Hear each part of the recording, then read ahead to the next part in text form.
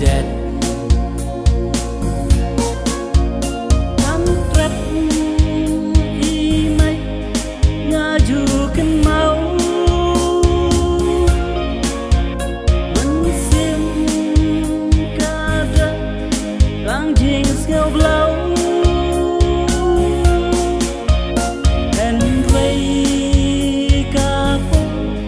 gắn sahabat rai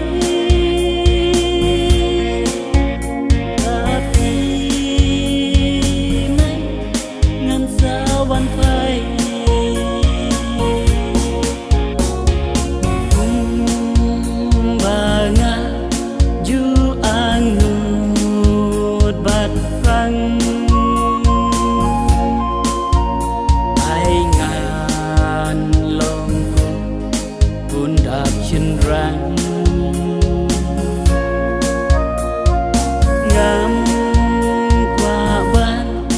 chú phu lom ấy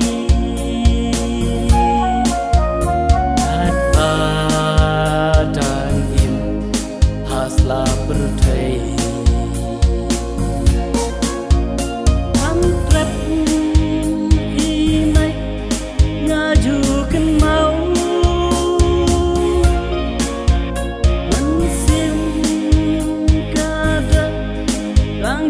ngâu lâu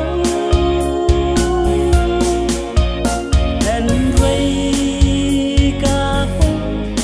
gắn sahabat rai tapi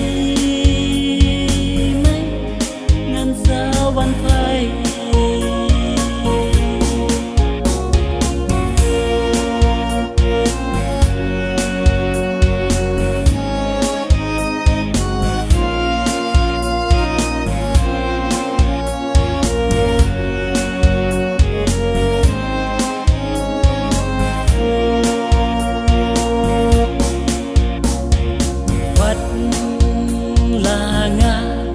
đón xa ngày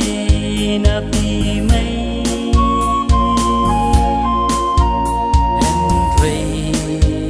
ngắm lết ya là rừng vây hốt nhà đón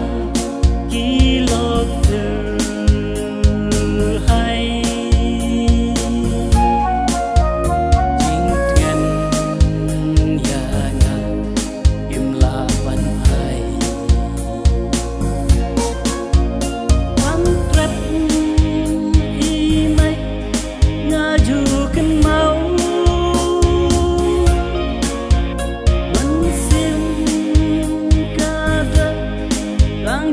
ngâu lâu